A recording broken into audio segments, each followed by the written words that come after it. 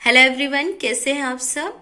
इस वीडियो में कक्षा 12 शिक्षा शास्त्र एनसीईआरटी बेस्ड पर यूपी बोर्ड 2021 प्रश्न है। शिक्षा शास्त्र का सूझ या अंतर्दृष्टि के सिद्धांत का प्रतिपादन किसके द्वारा और किस पर किया गया।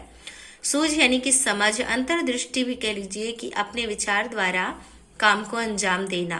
तो ये जो सिद्धांत है इसका प्रतिपादन कोहलर ने किया और इन्होंने चिंपैंजी यानी कि वनमानुषों पर यह प्रयोग किया और 6 वनमानुषों को इन्होंने एक कमरे में बंद कर दिया और कमरे के छत पर इन्होंने जो है केलों के गुच्छों को टांग दिया और उसी कमरे में इन्होंने एक बॉक्स रख दिया।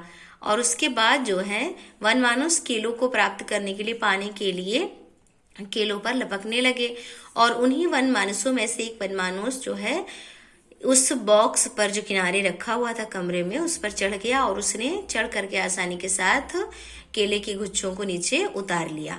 तो इस तरह से कोहलर ने यह सिद्ध किया कि व्यक्ति जो है वो सूझ के द्वारा, समझ के द्वारा सीख सकता है या अपने लक्ष्य को प्राप्त कर सकता है। तो इस तरह से कोहलर ने सूझ या अंतर्दृष्टि के सिद्धांत को सिद्ध किया। और इसके बाद देखिए परिभाषा है, ज्ञान और अभिवृत्ति की प्राप्ति अधिगम है। ये किसने कहा है? क्रो तथा क्रो ने कहा है। इसके बाद परिभाषा है, हम करके सीखते हैं, यानी हम कार्य को करके सीखते हैं। ये किसने कहा है? एडवर्ड ली थार्नडाइक ने। और प्रयास एवं त्रुटि का सिद्धांत भी थार्नडाइक का है। अगला ये परिभाषा है, अभिप्रेरणा सीखने के लिए राजमार्ग है। यह किसने कहा है? तो ये विचारधारा जो है वो स्किनर की है। प्रेरणा, देखिए प्रेरणा का मतलब होता है कि जब किसी व्यक्ति को कहीं से एक मोटिवेशन मिलता है काम को करने के लिए, प्रेरणा मिलती है। तो इस तरह से जब जन्मजात व्यक्ति के अंदर काम को करने या आगे बढ़ने की इच्छाएं होती हैं, उसी को अभिप्रेरणा कहते हैं। और अभिप्रेरणा सीखने के लिए राजमार्ग है, यह स्किनर ने कहा है। और आगे बढ़ने में अभिप्रेरणा का बहुत बड़ा योगदान होता है, यानी सीखने में, शिक्षा में प्रेरणा का बहुत बड़ा जो है भूमिका या महत्व होता है। जैसे देखिए ध्यान केंद्रीकरण में रुचि के विकास के लिए, मतलब अभिप्रेरणा के कारण, जो जन्मजात अभिप्रेरणा होती है, इसके कारण व्यक्ति में रुचि जागृत होता है, सीखने की इच्छा का विकास होता है और जो लक्ष्य होता है, टारगेट जो होता है, उसको प्राप्त करने में सहायता मिलती है। व्यक्ति को अच्छी आदतों के विकास में सहायता मिलती है, ज्ञान प्राप्ति में सहायता मिलती है और अभिवृत्तियों के विकास में भी सहायता होती है। सामाजिक गुणों का विकास होता है, चरित्र निर्माण में सहायता मिलती है अभिप्रेरणा के कारण ही, और अनुशासन स्थापना में भी सहयोग मिलता है।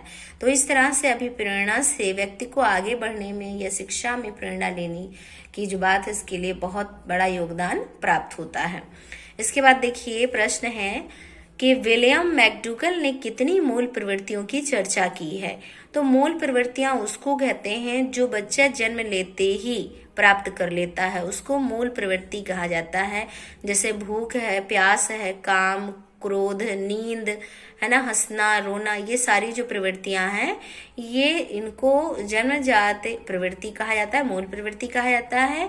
और मैकडूगल ने इनकी जो है 14 मूल प्रवृत्तियों की बात कही है। अगला प्रश्न है, जन्मजात तथा अर्जित प्रेरक क्या है। तो जन्मजात या समझ लीजिए पैदा होते ही जो गुण प्राप्त हो जाते हैं, जो प्रवृत्तियां मिल जाती हैं, उनको जन्मजात प्रवृत्ति प्रेरक कहते हैं।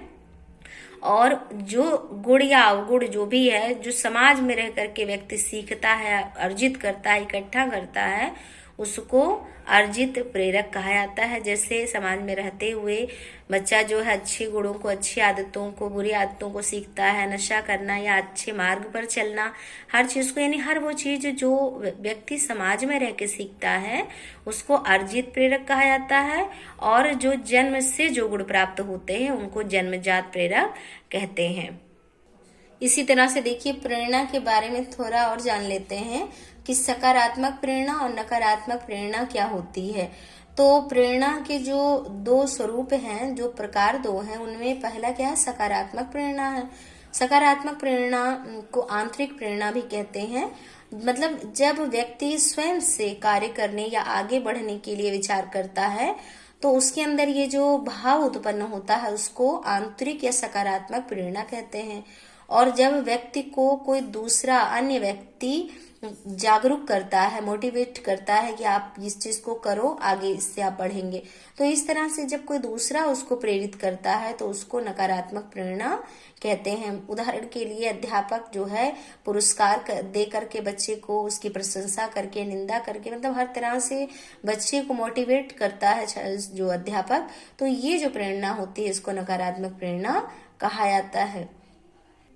दोनों ही प्रेरणाओं में व्यक्ति को आगे बढ़ने के लिए सीख दी जाती है, लेकिन स्वयं से जो उत्पन्न प्रेरणा होती है वो सकारात्मक है और दूसरों के द्वारा प्रदान की गई नकारात्मक होती है। हालांकि दोनों में भाव आगे बढ़ाने का ही होता है। तो इस वीडियो में आपके लिए बस इतना ही।